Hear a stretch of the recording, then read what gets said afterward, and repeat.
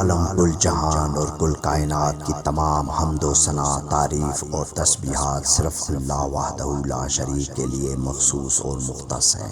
درود و سلام محمد تمام انبیاء اور مرسلین کے لیے ہے۔ میں نے عبادات کا جو سلسلہ شروع کیا ہوا ہے، ان خطبوں میں سے میرا آج کا خطبہ اقامت سے متعلق ہے، جو کہ نہایت ضروری ہے۔ اقامت اس وقت کی جاتی ہے جس وقت جماعت کے ساتھ نماز ادا کی جائے۔ اگر جماعت کے ساتھ نماز ادا نہیں ہوتی تو اقامت کی ضرورت نہیں ہے۔ اصل میں اگر محبوب اور حب کے درمیان جو رشتہ ہوتا ہے، تو اصل میں اگر فقیر کی نماز دیکھی جائے تو وہ با جماعت نماز سے انفرادی نماز کو ترجیح دیتا ہے، اس لیے کہ وہ اپنے جس سے وہ عشق کر رہا ہے، اپنے معشوق کو وہ کسی دوسروں کے ساتھ نہیں بانٹتا۔ وہ کہتا ہے میرا محبوب میرے لیے ہے، میں تو اپنے محبوب کو اپنے سامنے صرف اکیلا ہی دیکھنا چاہتا ہوں، اور یہی عشق ہے، یہی محبت ہے۔ اب نبی علیہ الصلوۃ والسلام نے بھی جب نماز پڑھائی یا پڑھی تو وہ خود بھی اکیلے ہی کھڑے تھے، نہ ان کے کوئی دائیں تھا نہ بائیں تھا۔ وہ کسی کو اپنے ساتھ کھڑا کر کے نماز نہیں پڑھتے تھے، اس لیے کہ اصل عشق ہی یہی ہے۔ اب پیچھے جو لوگ کھڑے ہیں ان سے انہیں کیا تعرض، لیکن ہم نے تو صف میں کھڑا ہونا ہوتا ہے۔ ہمارے تو دائیں بائیں بڑے لوگ کھڑے ہیں، تو سارے ہی میرے محبوب کو دیکھ رہے ہیں، تو پھر اتنی تاب نہیں لا سکتا اپنے عشق میں۔ ہم تو اس عشق میں بھی لا شریکیت کے قائل ہیں۔ میرے اللہ، جب تجھے ہم نے لا شریک مان لیا تو پھر کسی کے ساتھ کھڑے ہو کر بھی تیری محبت نہیں بانٹ سکتے۔ لہٰذا یہ میرا ایک اپنا ذاتی معاملہ ہے، جو میں نے آپ کے سامنے اپنے دل کی بات کہہ دی۔ نماز انفرادی ہے، اکیلی ہے، سکون میں ہے، پیار میں ہے، کسی کے ساتھ بانٹنے والی نہیں ہے۔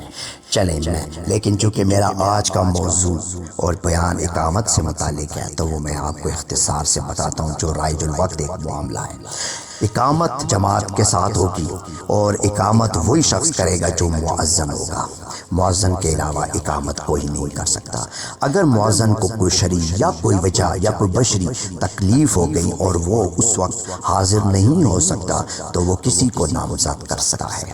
اور اگر ایسی صورت میں کہ وہ نامزد بھی نہ کر سکا اور اسے ایسا کوئی کام پیش آ گیا یا کوئی مجبوری لاحق ہو گئی اور وہ نہ ہو سکا، تو پھر جو پیش امام ہے اس کے پاس اختیار ہے کہ وہ کسی کو نامزد کرے گا، یا خود اقامت کرے گا اور خود ہی جماعت کرائے گا، یا پھر کسی کو نامزد کرتا ہے۔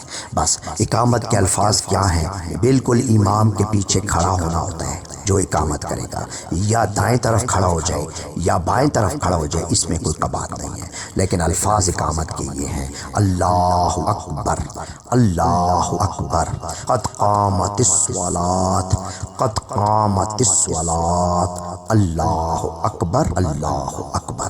یہ بنیادی طور پہ اقامت کے الفاظ ہیں۔ اب اس میں بھی یہ گواہیاں دینا کہ اشہد ان لا الہ الا اللہ، اشہد ان محمد رسول اللہ، اور پھر یہ حیا علی الصلاۃ اور حیا علی الفلاح کی بات اس میں نہیں ہے۔ وہ تو اذان میں ہو گیا معاملہ۔ اب لوگ آ چکے ہیں، مسجد میں جمع ہو چکے ہیں، صف میں کھڑے ہو گئے ہیں۔ اب ان کو یہ کہنا، یہ باتیں اب ان کے لیے معنی نہیں رکھتی۔ اب ان کے لیے یہ ہے کہ قد قامت الصلاۃ، کہ نماز کھڑی ہو گئی ہے، بس اللہ بہت بڑا ہے، آپ آ گئے ہیں، بس یہ بات کرنی ہے، اور یہی اقامت ہے۔ بس اسی کو سامنے رکھیں اور اللہ کے سامنے یہی لفظ دہرائے جائیں، اور یہی قبولیت کے آسانی اسی میں ہے۔ بس میں نے یہی کہنا تھا۔ وآخر الدعوانا والحمد للہ رب العالمین، سبحان ربک رب العزت عما یصفون، وسلام علی المرسلین، والحمد للہ رب العالمین۔ السلام علیکم ورحمۃ اللہ وبرکاتہ ومغفرتہ۔